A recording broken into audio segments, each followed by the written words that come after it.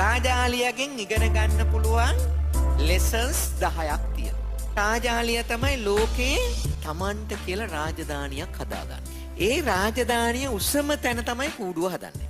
ජීවිත කාලය පුරාවට එක රාජාලි පිරිමි සතෙක් එක රාජාලි ගැහැණු සතෙක් එක විතරයි ජීවත් වෙන්නේ. ගැහැණු සතත් එහෙමයි. එක්කෙනෙක් මැරුණොතින් අනිත් එක්කෙනත් සතියක් ඇතුළත මැරෙනවා. බැලුවහම මිනිස්සුන්ට වඩා හොඳ නරකද? හොඳයිනේ. ඇයි? මිනිස්සු ගෙදර එකෙක් තියලා ඔෆිස් එකෙත් එකෙක් හදා ගන්නවානේ.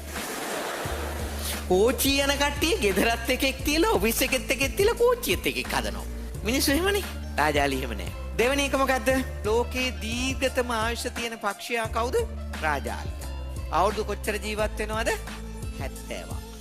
හැබැයි අවුරුදු 70ක් ජීවත් වෙන්න මොනවද කරන්න ඕනේ? ඔහුට ඊටා බරපතල මෙන්ම දැඩි තීරණයක් ගත යුතුයි. රාජාලියට නිකම්ම අවුරුදු 70ක් ඉන්න බෑ.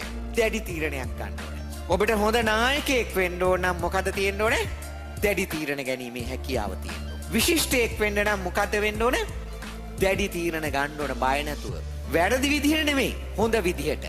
බරපතල මෙන්ම දැඩි තීරණයක් ගත යුතුයි. තමන්ගේ අරමුණට අදාළව තමයි ගන්නෙ. රාජාලියට ඔන්න පළවෙනි අර්බුදේ එනවා. අවුරුදු 40ක් යනකොට මේ නියපොතු 12ම වකුටු වෙලා මොකක් වෙනවද? සාමාන්‍ය ජීවිතේදී රාජාලියකට කෑමකට මිනිහෙක් උස්සගෙන යන්න පුළුවන්. හැබැයි අවුරුදු 40ේදී මොකද වෙන්නේ? මීයෙක්වත් උස්සන් යන්න බැරි වෙනවා. රාජාලියගේ හොටේ වකුටු වෙනවා. වකුටු වෙලා මස් සිරාගෙන කන්න බැරි වෙනවා. රාජාලයගේ දැවැන්ත අත්තටු දෙක ලෝකේ වේගවත්ම පක්ෂියා. ඒ වුණාට මොකද වෙන්නේ? අත්තටු දෙක ඝන වෙනවා. ඝන වෙලා ගහකින් ගහකට පනින කෙනෙක් බවට පත් වෙනවා. මේ රාජාලයට විකල්ප විසඳුම් දෙකක් තියෙනවා. එක්ක ඔහු මිය යා යුතුයි. නැතිනම් දින 150ක අතිශය වේදනාකාරී වෙනසකට change යොමු විය යුතුයි. මට කියන්න මගේ පුතාලා දුවලා රාජාලිය මොන තීරණය ගනීද? වෙනස් වෙයිද? මැරෙයිද? ඔබ රාජාලියෙක් නම් ගන්නා තීරණය මොකක්ද? රාජාලියා කීයටවත් මරණය බාර ගන්න සූදානම් නැහැ. මිනිස්සු තමයි ඒක කරන්නේ. මිනිස්සු හිතනවා මගේ අම්මේ ඔහොම දුක් විඳින්න පුළුවන් ද අප්පා. රාජාලියා තමන්ගේ ටෙරිටරි එක හදන්නේ තිරිවානාගල් කන්දක් තියෙන තැනක. ඒකට යනවා. ගිහලා මොකද කරන්නේ? පාලවෙනි පියවර. වේගයෙන් පියාඹා ගොස් ගලක හප්පා තම හොට කඩා දමයි. තමන්ගේ අර වකුටු වෙච්ච හොට ගලවලා දානවා. ගලවලා දාලා මොකද කරන්නේ? අලුත් හොට වැඩෙන තෙක් निराහාරව සිටිය යුතුයි. දවස් 50ක් 55ක් විතර ඔළුව හොල්ලන්න නැතුව වාඩි වෙලා ඉන්නවා. ඇයි ඒ? රාජාලියාගේ අලුත් හොට වැඩෙන්නේ අර පරණ හොටේ ගලවපු තැනින් වැක්කිරෙන ලේ වලින්. බැරි වෙලාවත් ඔළුව ගසලා ඒ ලේ වැදල්ල ගැලවිලා ගියොතින් එයාට ආපහු හොටක් නැහැ. පිඹුරෙක් ඇවිල්ලා ඔතාගත්තත් රාජාලියා හොට ඔළුව හොල්ලන්න නැතුව ගොදුරක් වෙනවා. අලුත්ට ආපු ගමන් දෑකැටි වගේ වෙච්ච නියපොතු ටික ගලවලා විසි කරනවා. ආයෙ ඉන්නවා දවස් 50ක් 55. ඉන්නකොට අර වැක්කිරෙන සැරව වලින් ලස්සන නියපොතු යෝලක් එනවා. දැන් මේ දවස් 110 විතරම කන්න දෙයක් තියෙනවද? නෑ. බොන්න වතුර තියෙනවද? නෑ. ඊට පස්සේ මොකද කරන්නේ? එළියට ආවා. පිහාටු ටික ඔක්කොම ගලවලා දැම්මා. දාලා ඉවර වෙලා ආයෙ ඉන්නවා දවස් 30ක් 35. දවස් 30ක් 35ක් යනකොට ලස්සන අලුත් පිහාටු යුවලක් එනවා. මාස 5ක් දුක් විඳයි කියලා කිසි ප්‍රශ්නයක් තියෙනවද? නෑ. මොනවද හම්බෙලා තියෙන්නේ? අවුරුදු 30ක් ජීවිතේ හම්බෙලා තියෙනවා. කැප කරලා හරියට වැඩ කරෝතින් ඒ තුලින් මුළු ජීවිතේම ගොඩ නැගෙනවද නැද්ද? ගොඩ නැගෙනවා. අපි අද ගන්න තීරණයක ප්‍රතිඵලය මහා දැවැන්ත එකක් වෙන්න පුළුවන්. ඒක ලෝක ඉතිහාසයේ සම්පූර්ණ අනිත් පැත්ත හරවන එකක් වෙන්න පුළුවන්. හොඳට තේරුම් ගන්න ඕන ඕක. අභිමානවත් රාජාලියෙක් වගේ අභිමානවත් ජීවිතයකට සැබෑ වෙනසක් කරන්න පුළුවන්. කාටද මේ දේ කරන්න පුළුවන්?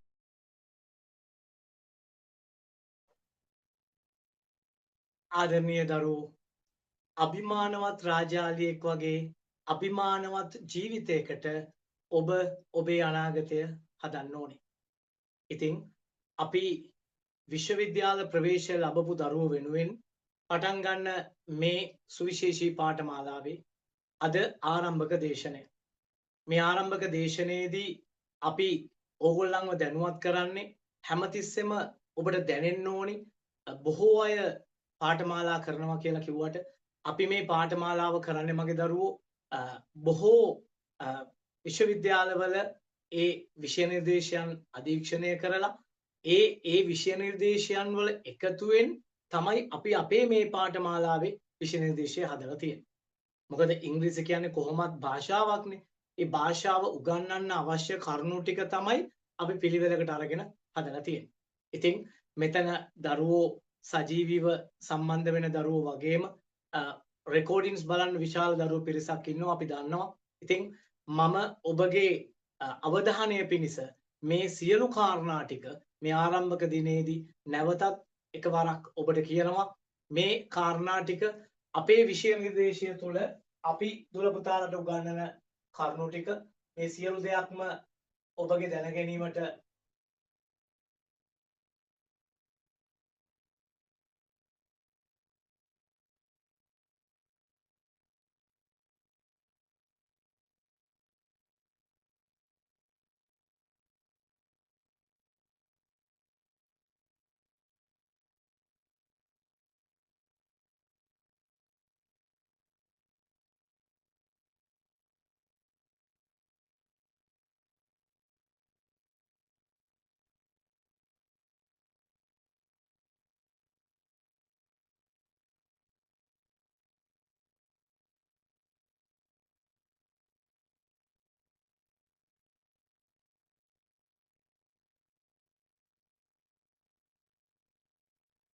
හරි ආදරණීය දරුවෝ අපි අපේ මේ පාඨමාලාව තුළ ඔබට උගන්වන විෂය නිර්දේශය කෙටියෙන් මම නැවත ඔබගේ අවධානය පිණිස යොමු කරන්නේ parts of speech පද වර්ගීකරණය parts of speech පද වර්ගීකරණය ඉංග්‍රීසි භාෂාව හැදිලා තියෙන මූලික කාරණා 8 nouns verbs adjectives adverbs pronouns prepositions conjunctions සහ interjections.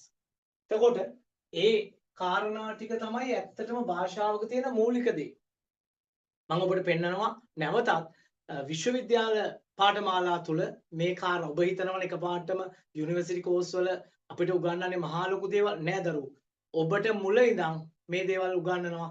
අපි ඒ ටික ඔබට පිළිවෙලට මේ පාඨමාලාව තුල ගොනු කරලායි තියෙන්නේ.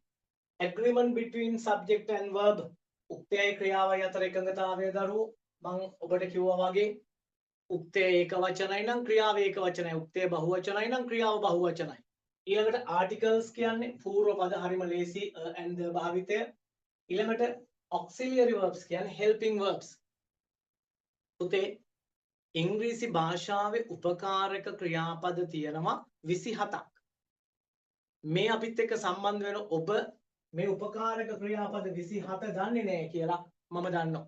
මම එක සැරයක් කියන්නම් do, does, did, am, is, are, was, were, have, has, had, need, dare, be, being, been, will, would, shall, should, can, could, may, might, must, ought to, used to. 27යි. එතකොට දැන් උපකාරක පද කොච්චර වැදගත්ද කියලා දරුවනේ අපිට ජීවත් වෙන්න ඔක්සිජන් කොච්චර වැදගත්ද? ඔක්සිජන් නැති වුණොත් අපි මැරෙනවා. ඒ කියන්නේ ජීවිතයකට අත්‍යවශ්‍යයි ඔක්සිජන්. ඒ වගේම තමයි වාක්‍යයක් අත්‍යවශ්‍යයි helping verb එකක්. ඒ කියන්නේ පුතේ helping verb එකක් නැතුව වාක්‍යයක් පවතින්නේ නැහැ. එතකොට දැන් ඔබ හිතන්න මගේ දරුවෝ අපිට ජීවිතේ උපකාරක ක්‍රියාපද කියනම කොහෙද හරි මගේ ඇරිලා තියෙනවා නම් හරිද? එහෙනම් අපිට භාෂාව ඇත්තටම මගේ ඇරිලානේ. ඉතින් ඒ නිසායි අපි මේ පාඨමාලාවේදී ඔබට සුවිශේෂී පිළිවෙලකට උගන්වන්නේ. Interrogatives, questions, sentence patterns වාක්‍ය රටා. වාක්‍ය රටා කියන්නේ පුතේ ඒ රටාව පාවිච්චි interested එක හැමතිස්සෙම in පාවිච්චි කරනවා. She is interested උනන්දුයි. She is interested in English. ඒක pattern එකක්. වාක්‍ය රටාවක්. ඒව පාවිච්චි කරන්න ඕනේ. Had better හොඳයි කියලා හිතෙනවා. Right? You had better go now. ඔබ දැන් යන්නේක හොඳයි කියලා හිතනවා. යන්නේක හොඳයි. හරි කෙටි කරලා කියනවා you'd better go now. යනාදී වශයෙන්. Right? Letter writing ලිපි ලිවීම ඒවා අපේ writing පැත්තට අදාළ ඒවා. මෙන්න දරුවනේ English tenses අත්‍යවශ්‍යම කාරණාව.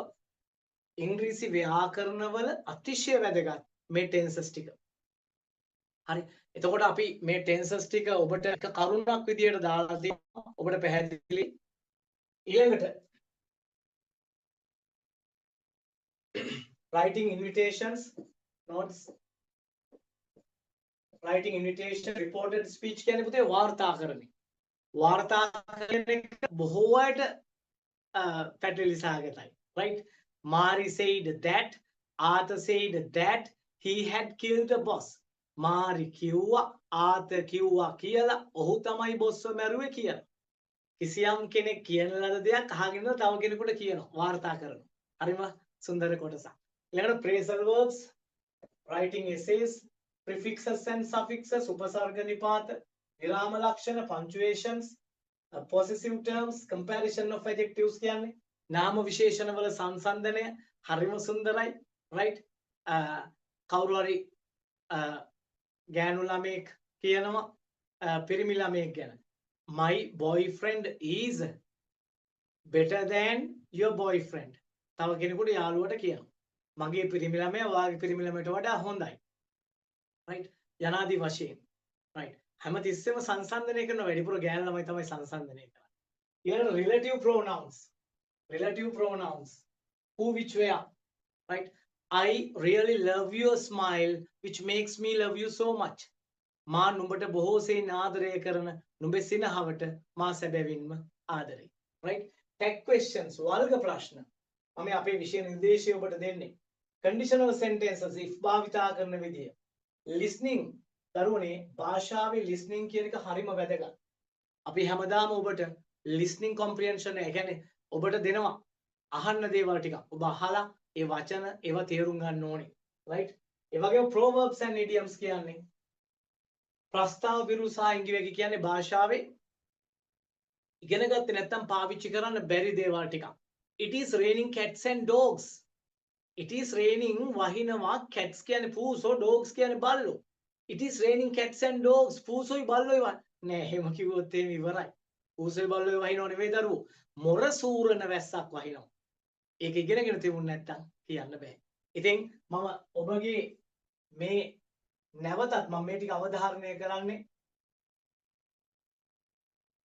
අපි මේ ඔබට ලබා දුන්නේ අපේ විෂය නිර්දේශය තුළ අපි ඔබට උගන්වන කාරණා. ඉතින් මම දොළ පුතාලට විශ්වවිද්‍යාලවල ඒ පවත්වනු ලබන පාඨමාලාවල් වල ඒ ටෙක්ස්ට් බුක් පාවිච්චි කරන ඒවා මම ඔබට මේ නැවත පෙන්වන්නේ. ශ්‍රී ජයවර්ධනපුර විශ්වවිද්‍යාලයේ ටෙක්ස්ට් බුක් එක ඔබ මේ දකින්නේ Department of English Language Teaching, Faculty of Humanities and Social Sciences, University of Sri Jayawardhanapura. right? අපි බලමු මේකේ course book දෙකක් තියෙනවා දරුවෝ. මේ course book දෙකෙන් මම ඔබට contents ටික විතරක් නැවත බලන්න දෙන්නම්. right? unit 1 එකේ welcome to the university, where is the library. ඊළඟ unit 2 එකේ describing people, මිනිස්සු විස්තර කරන එක. දරුවෝ යුනිවර්සිටි පාඨමාලාවක් කියලා මේක මහා තැනකින් පටන් ගන්න බෑ. මුල ඉඳන්ම ක්‍රමවත්ව උගන්වනවා. අපි මොකද කරන්නේ? ලංකාවේ තියෙන සියලු විශ්වවිද්‍යාලවලට යන්න ඉන දරුවන්ට සහාය පිණිස මේ පාඨමාලාව කරද්දී අපි ඒ විශ්වවිද්‍යාලවල ඉංග්‍රීසි පාඨමාලා අරගෙන ඒවැ සාරය අරගෙන අපි මේ පාඨමාලාව නිර්මාණය කරලා තියෙනවා. ඉතින් බලමු ජයවර්ධනපුර විශ්වවිද්‍යාලයේ පොත් දෙකක් තියෙනවා. මේ ඔබ දකින්නේ ඒ දෙවෙනි පොත.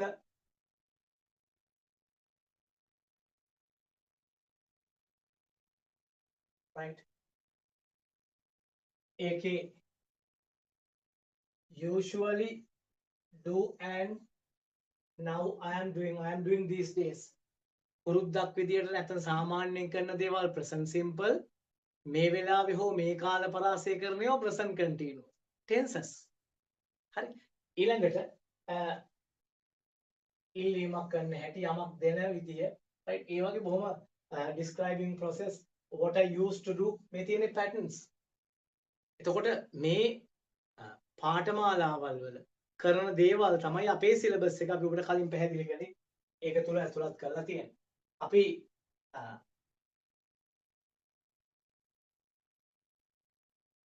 මේ ඔබට කොළඹ විශ්වවිද්‍යාලයේ කරන්න පුතේ රේමන් මර්ෆිගේ ග්‍රැමර් බුක් එකක් ඔබට මෙන්න මේ essential grammar in use කියන grammar book එක right ඒකත් බොහොම මුලින් ඉඳන්ම සරලව උගන්වන කාරණා ටිකක් තියෙන්නේ මම ඔබට බලන්න පෙන්නන්නම් මේකේ තියෙන මුල් කොටස right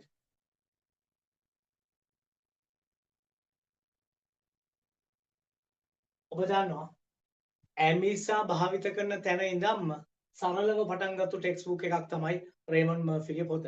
එතකොට ඒක තමයි කොළඹ විශ්වවිද්‍යාලයේ පාඨමාලාව විදිහට දරුවන්ට දැනුම ලබා දෙන්න පාවිච්චි කරන්නේ. ඊළඟට රජරට විශ්වවිද්‍යාලයේ ඔබ මේ දකින්නේ Rajarata University of Sri Lanka Faculty of Agriculture text book එකේ මේ present simple tense active voice භාවිතා වෙන විදිහ right උදාහරණත් එක්ක මේ තියෙනවා ඊළඟට අපි රෝහණ විශ්වවිද්‍යාලයේ Department of English Language Teaching University of Rohuna මේ බලන්න parts of speech පද වර්ගීකරණය අපේ පාඨමාලාවේ ඔබට මුලින්ම උගන්වන කාරණා ටික. ඇතරම භාෂාවක් උගන්වනකොට කොහොමද මේ ටික තමයි මුලින් ඉඳන් උගන්වන්න ඕනේ. ඉතින් ආදරණීය දුවේ පුතේ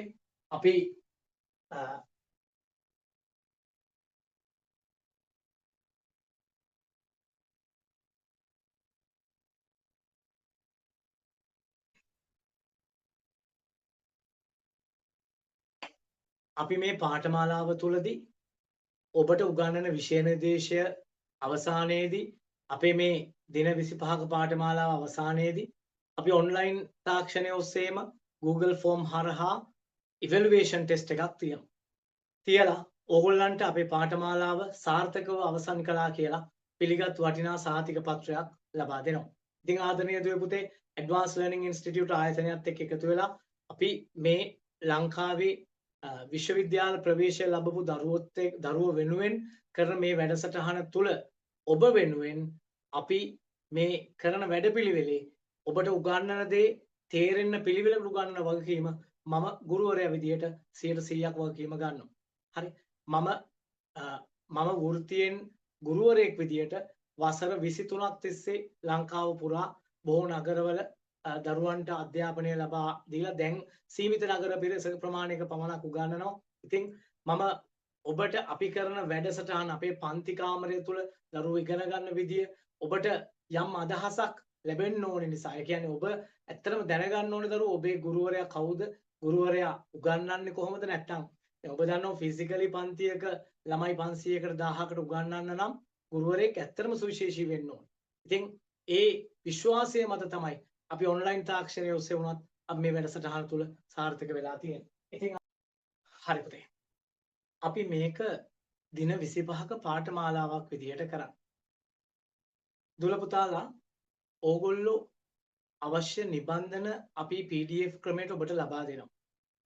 ඊට අමතරව පුතාලා මේකේ අපි උගන්වන කරුණු වෙනම සටහන් කරලා තියාගන්න ඔබට ජීවිතයේ තියෙන තාක්කල් මේව වටි. ඔබ පිටු 80 CR පොතක් තියාගන්න පිටු 80 CR පොතක් තියාගන්න ඉංග්‍රීසි ටෙන්සස් ටික ලියන්න වෙනම පොතක්. ඒක ඉංග්‍රීසි ටෙන්සස් කියලා ගහලම තියාගන්න. ඊට අමතරව මේ දවස් 25ක කාලය තුල මම ඔබට තනියෙන් කරන්න වැඩ ටිකක් දෙනවා. ඒ වැඩ ටික කරන්න පිටු 160 විතර තනි රූල් පොඩි පොතක්. තනි රූල් එක්සර්සයිස් බුක් එකක් ගන්න. අපි අනික් අවශ්‍ය වෙනවා එතකොට කතා කරමු. එතකොට දරුවනේ එක දිගට දවස් 25ක් කියන්නේ සතිය දවස් 5ම අපි කරනවා. අපි අද දවසේ මේ ආරම්භක හඳුන්වා දීම කළාට පස්සේ හෙට දවසේ පොඩි විවේකයක් තියලා සෙනසුරාදා ඉරිදා පහුවෙලා සඳුදා රෑ 7 සිට ඒ කියන්නේ ඔක්තෝබර් 6 සඳුදා රෑ 7 සිට මේ පාඨමාලාව ආරම්භ වෙනවා. එතකොට ඔක්තෝබර් 6 සඳුදා රෑ 7ට අපි අපේ පළවෙනි පන්තිය මේක අපේ පන්තිය නෙවෙයිනේ. පළවෙනි පන්තිය ආරම්භ වෙනවා. එදා සිට දවස් 25ක් සතියේ දවස් 5ම. හැමදාම රෑ 7ට ලයිව් ක්ලාස් එක. රෙකෝඩින් එක ඔබට දෙනවා. එහෙම එක දිගට කරන එකේ හොඳකුත් තියෙනවා නරකකුත් තියෙනවා. මොකද්ද හොඳ? දවස ගානේ කරන පාඩම් ටික මතකයි. ඊයේ කරපු පාඩම මතකයි, පෙරේද කරපු එක මතකයි. ඒක තමයි වාසිය. අවාසිය තමයි දරුවෝ අර තමන්ට කියලා වැඩ ටිකක් කරන්න, එක්සර්සයිසස් ටිකක් කරන්න වෙලාව නැහැ. දවස් ගානේ වෙනවනේ. ඒ කොහොම නමුත් අපි ඔන්ලයින් තාක්ෂණය ඔස්සේ කරනකොට ඔබට සතියකට සැරයක් පන්ති කරලා වැඩක් නැහැ. ඒ නිසා සුදුසුම ක්‍රමය තමයි අපි ඔබට අපේ ආයතනයෙන් ලබා දීලා තියෙන්නේ. අපි මේ වැඩපිළිවෙල තුළ ඔබට මේ උගන්වන පාඩම් ජීවිතේ තියෙන තාක්කල් වැදගත් වෙයි. right? පිටු 80 CR පොතක් තියාගන්න. පිටු 160 තනිරුල් පොතක් තියාගන්න. එතකොට අපි පිටු 80 CR පොත ටෙන්සර්ස් වලට විතරක් පාවිච්චි කරනවා. අනික පිටු 160 පොතේ අපි මයිනර් ලෙසන්ස් ටික අනික පාඩම් ටික සහ අනික වැඩ ටික ක්‍රියාකාරකම් ටික කරනවා.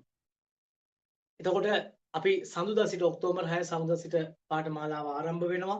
ආදරණීය දරුවෝ, ජීවිතය කියන්නේ හැමතිස්සෙම ශක්තියෙන් නැගිටලා යා යුතු ගමනක්. ලොවේ බිහි වූ ශ්‍රේෂ්ඨතම පුද්ගලයන්, මේක හොඳින් අහගන්න, ලොවේ බිහි වූ ශ්‍රේෂ්ඨතම පුද්ගලයන් අති දක්ෂතම හෝ සුපිරිතම මිනිසුන් නොවේ. ඔවුන් සෑම පරාජයකදීම අප්‍රතිහත ධෛර්යයෙන් යලි යලිත් නැගී සිටිමින් ජයග්‍රහණය තෙක්ම ගමන් කළාය. ඉතින් ඔබේ ජීවිතේ පරාද වෙන අවස්ථා බොහෝයි. ඒ හැම අවස්ථාවකම ශක්තියෙන් නැගිටලා ජයග්‍රහණය තෙක්ම යන්න මම සුබ පතනවා. මම පාඩම අද දවසේ ආරම්භක දේශනය අවසන් කරන්න කලින් පුංචි වීඩියෝ එකක් පෙන්නනවා, විනාඩියක් පෙන්නනවා. ඒ ගැන මම ඉදිරියේදී කතා කරනවා. මේ ලෝකේ ඉන්න ලොකුම ධනවතුන් කීප දෙනාගෙන් කෙනෙක්. ඔහු ඔබ මම වගේ කෙනෙක් නෙවෙයි. පුතේ, ඔයාට මට වගේ ඔහුට අත් දෙකක් නැහැ. ඔයාට මට වගේ ඔහුට කකුල් දෙකක් නැහැ. උපතින්ම ඔහු අත පය හතරම අහිමි කෙනෙක්. ඔහු ජීවිතේ 3 වතාවක් සිය දිවි හානි කරගන්න උත්සාහ කරනවා. අනුන්ගේ උසුළු විසුළු දරා ගන්න බැරුව. But he changed his life. නමුත් ඔහුගේ ජීවිතය වෙනස් කළා. උපාධිධාරියෙක් වුණා, විවාහකෙක්, දරුවෙක් ඉන්නවා. හරි. අද ඕගොල්ලෝ වගේ ස්ටුඩන්ට්ස්ලාට ලෝකේ පුරා රටවල් වල ගිහිල්ලා ධනාත්මක චින්තනයේ වැඩසටහන් පවත්වනවා. එහෙම කරන ලෝකේ සුපිරි ධනවතුන් කීප දෙනා අතරින් කෙනෙක්. මේ ඕස්ට්‍රේලියානු ජාතික නික්, ඔබට මම පොඩි වෙලාවක් දෙන්නේ. ඔබ මේවා ඔබේ හදවතින් බලන්න. ඔබ හැමතිස්සෙම තීරණය කරන්න. ඔබේ ජීවිතේ ඔබට කොච්චර දේවල් තියෙනවද? නමුත් ඔබ සමහර විට ඔබේ ජීවිතේ කොච්චර දේවල් අතහැරලා තියෙනවද කියලා.